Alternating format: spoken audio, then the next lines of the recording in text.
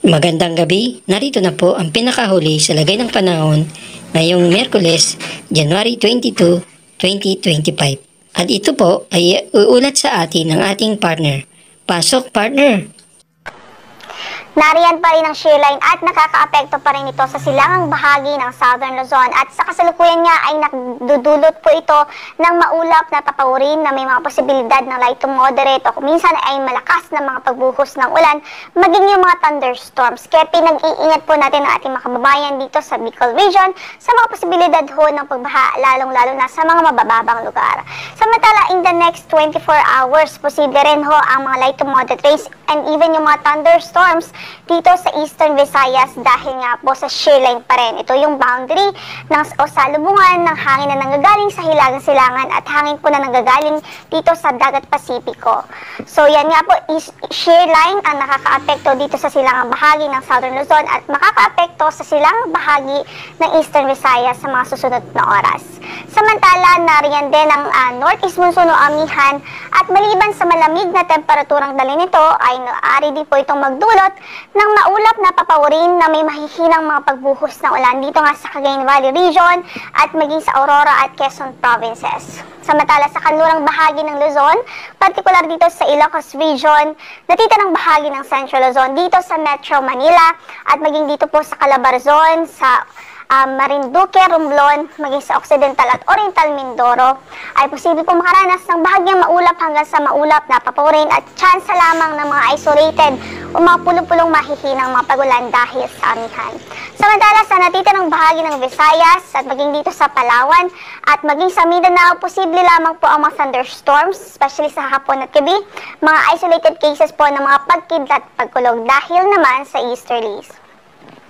Sa kasalukuyan, wala rin ho tayong bagyo na minomonitor sa loob ng ating area of responsibility at wala rin tayong ina-expect at least in the next 2 to 3 days. Gayon pa man, patuloy pa rin tayong mag-atabay sa mga updates na ipapalabas ng Pag-asa.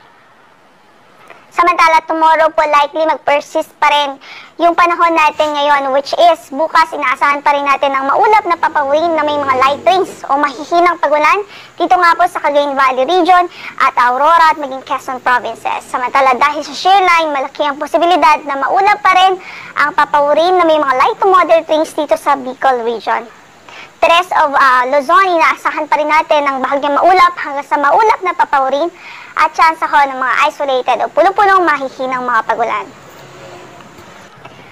Lumako naman tayo sa ating temperatura dito po sa Metro Manila from 23 to 30 degrees Celsius ang inaasahang magiging agwat para bukas. Sa Baguio naman ay mula sa 14 hanggang sa 23 degrees Celsius, habang sa Tuguegarao ay 21 to 29 degrees Celsius, sa Lawag ay mula 22 hanggang sa 31 degrees Celsius, at sa Legazpi City ay mula sa 24 hanggang sa 30 degrees Celsius. Sa Kabisayaan at Mindanao, tingnan naman natin ang ating forecast. Para bukas ay maulap pa rin ang papawirin na may mga tsansa ng light to moderate rains dito po sa Eastern Visayas. Samantala dito rin sa northern part ho ng Caraga region, posible rin ang maulap na papawirin na may mga light to moderate rains para bukas. Samantala sa natitirang bahagi ho ng Kabisayaan at natitirang bahagi pa ng Mindanao, posible ang bahagi maulap hanggang sa maulap na papawirin at tsansa lamang ng mga isolated thunderstorms lalong-lalo na sa hapon at gabi. Para naman sa pagtahin ng ating mga temperatura dito po sa Metro Cebu, posibleng mula sa 26 hanggang sa 32 degrees Celsius ang maging agwat. Sa Tacloban ay mula sa 25 hanggang sa 31 degrees Celsius. Samantala sa Davao ay mula sa 25 hanggang sa 33 degrees Celsius. Ngayon po ay wala ring gale warning na nakataas sa mga bahagi ng ating mga baybaying dagat. Bagamat dito nga po sa Northern Luzon, malaking bahagi ng Northern Luzon ay kantamtaman hanggang sa maalon ng kondisyon ng karagatan natin. Kaya ingat pa rin ang ating abiso sa lahat ng ating manlalayag doon. Samantala para sa ating weather outlook in the next 3 days, dito po sa Metro Manila by Friday, inaasahan pa rin natin ng isolated o pulo-pulong mahihinang mga pagulan dahil pa rin huyan sa amihan. And by weekend, posibleng makapekto sa ating easterly, so medyo tataas yung temperatura ng bahagya at inaasahan nga po natin ang bahagyang maulap hanggang sa maulap na papawirin at tsansa ho ng thunderstorms. Sa Baguio City naman, likely magpatuloy pa rin ang isolated o pulo-pulong mahihinang mga pagulan. Sa Legazpi City, posible pa rin ang bahagyang maulap hanggang sa maulap na papawirin at chance po ng mga thunderstorms, especially sa hapon at gabi. From 24 to 31 degrees Celsius ang inaasahang magiging agwat ng temperatura. Samantala sa Baguio, inaasahan din natin by Friday hanggang weekend, Baguio maulap hanggang sa maulap din ang papawirin at chance po ng mga thunderstorms, lalong-lalo na sa hapon at gabi. So from 25 to 32 degrees Celsius din ang inaasahang magiging agwat ng temperatura.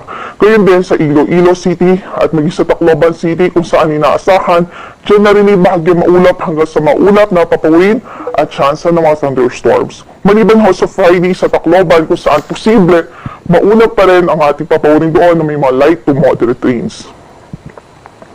Samantala sa Davao City po, by Friday, inaasahan po natin ang maulap na papawirin at light to moderate rains. Samantala by Saturday and Sunday or by weekend, generally improved weather po sa malaking bahagi ng Mindanao.